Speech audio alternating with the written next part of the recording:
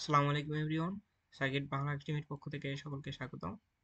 তো এই ভিডিওটা শুরু করার আগে আমার একটা হাম্বল রিকোয়েস্ট হচ্ছে, তো আমরা ভিডিওগুলো বেশি করে শেয়ার দিয়ে দিব। হ্যাঁ, তো বেশি করে ভিডিওগুলো শেয়ার দিয়ে দিলে আমাদের দুইটা জিনিস কাজে লাগবে। এক হলো আমরা এই পুরো স্লাইডের সলিউশন কপিটা পিডিএফ আকারে পেয়ে যাব ইমেলে, ঠিক আছে? তাদেরকে প্রোভাইড করা হবে। এবং দুই, আমাদের ফ্রেন্ডের মাঝেও এটা জ্ঞান শেয়ার করা হয়ে গেল, তাদেরও কোনো কিছুটা উপকারে আসবে, ঠিক আছে? তো একটু আমরা কাইন্ডলি একটু শেয়ার দিয়ে দেবো। হ্যাঁ, একটু কিপটামো না করে একটু কাইন্ডলি শেয়ার দিয়ে দিই। হ্যাঁ, ওকে। তো দেখো, আমরা গত ভিডিওতে নমিনাল টি মেথড সম্পর্কে জেনেছি। তো আজকে আমরা নমিনাল টি মেথড ম্যাথ প্রবলেম দেখবো। ওকে, তো এটা 10.11 নম্বর প্রবলেম। একটা থ্রি ফেজ সিস্টেম আছে,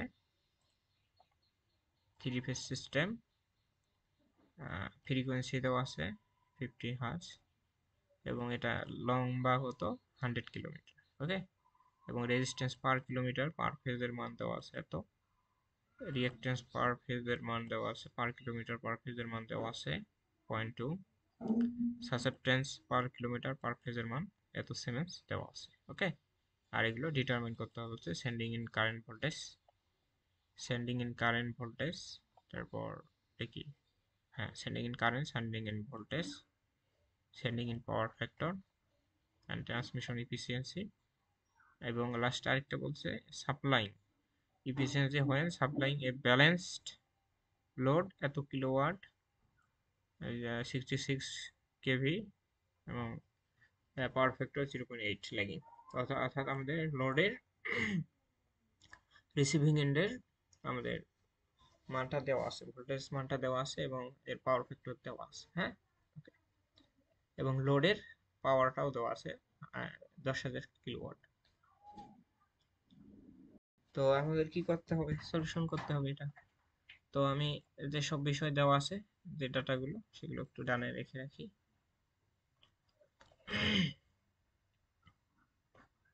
তো আমাদের বলছে এটা 100 কিলোমিটার লং, তাহলে 100 দ্বারা সবগুলোকে গুণ করতে হবে। হ্যাঁ, 100 দ্বারা সবগুলোকে গুণ করতে হবে।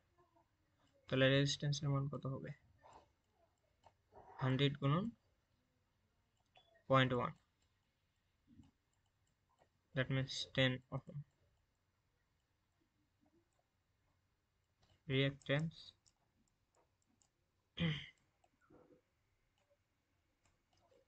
100 into 0.2, 20 ওহম। তো এটা যেহেতু রিঅ্যাকট্যান্স, একটা জে দেওয়া লাগবে, ঠিক আছে? Susceptance YC equal to J into 0.04 10 to the power minus 4 into 100।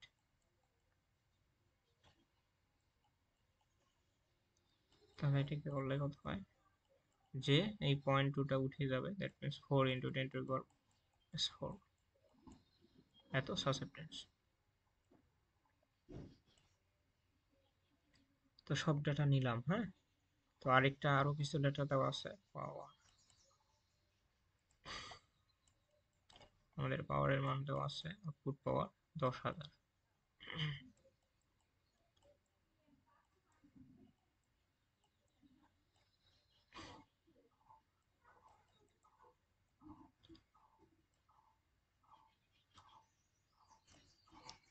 Receiving এন্ডের voltage 66 kilovolt, sorry KV, kilovolt, and cos phi এর মান দেওয়া আছে 0.8 ল্যাগিং।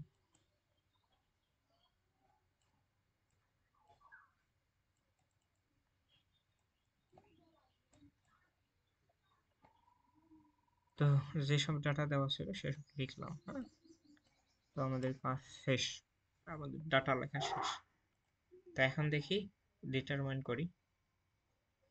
ও আরো কিছু ফ্রিকোয়েন্সির মান দেওয়া আছে, তাই না? 50 হার্জ, 50 হার্জ দেওয়া আছে, এবং সিস্টেমটা বলছে থ্রি ফেজ। এটা অবশ্যই গুরুত্বপূর্ণ, সিস্টেমটা কোন ফেজের এটা একটু লিখে রাখা লাগবে। হ্যাঁ, তাহলে আমাদের মিস্টেক হওয়ার প্রবাবিলিটি কমে যাবে। তাহলে দেখো ফার্স্ট অফ অল 1 নম্বর, হ্যাঁ 1 নম্বর কি বলছে, ও আগে চিত্রটা ড্র করে নিই, হ্যাঁ। তো আচ্ছা, আরেকটা ইম্পর্টেন্ট বিষয়, এটা তো পড়া হয়নি, যে কোন মেথড, নমিনাল টি মেথড। তাহলে টি মেথডের ডায়াগ্রামটা আগে ড্র করতে হবে।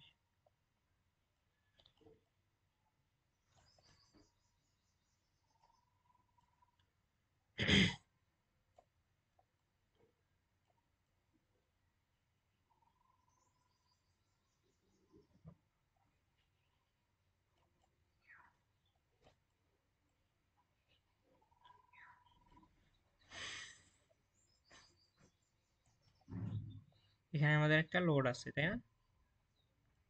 এখানে কিন্তু অলওয়েজ লোড থাকে,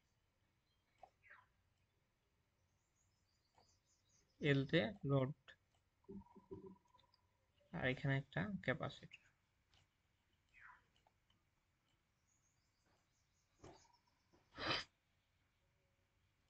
তাহলে দেখো এখানে হলো R/2, এটাকে আমরা একবারে কমপ্লিটলি যেভাবে লিখবো, হ্যাঁ, এটাকে আমরা কমপ্লিটলি Z/2 লিখবো, এটা আমাদের ক্যালকুলেশনের সুবিধার জন্য। Z/2,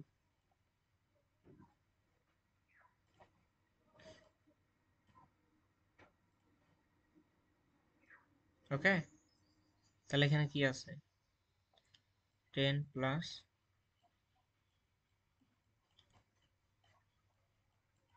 J20। তো এটা প্লাস দিলাম কেন, কারণ ইন্ডাকটিভ লোডের ক্ষেত্রে প্লাস হয়, আর ক্যাপাসিটরের ক্ষেত্রে এখানে মাঝে মাইনাস হয়, ঠিক আছে। যা সেটার অর্ধেক হবে, এটাকে অর্ধেক করে দেব, কারণ Z/2, Z/2 এর মানটা এটা, তাহলে Z এর মান কত হবে, অর্ধেক হয়ে যাবে। বোঝা গেছে এইটুকু? এটা রিসিভিং এন্ডের ভোল্টেজ VR,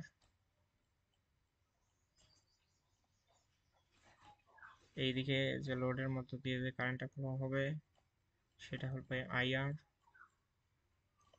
ক্যাপাসিটরের মধ্যে যে কারেন্ট ফ্লো হবে সেটা হলো IC, এটা হলো সাসেপ্টেন্স YC বা ক্যাপাসিটর, এখানে রিসিভিং এন্ডের,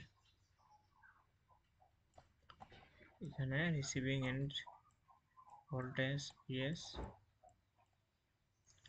এবং এর মধ্য দিয়ে যে কারেন্টটা প্রবাহিত হবে সেটা হলো IS, ঠিক আছে। আচ্ছা, সব ডাটা লেখা শেষ, আমরা যেহেতু ভিডিওটা লেন্দি হচ্ছে, আমরা নেক্সট ভিডিওতে এটা সমাধান করব, হ্যাঁ। তো ভিডিওটা বেশি করে শেয়ার দিব, হ্যাঁ। তো আজকে পর্যন্তই, দ্যাটস ইট ফর টুডে, আল্লাহ হাফেজ।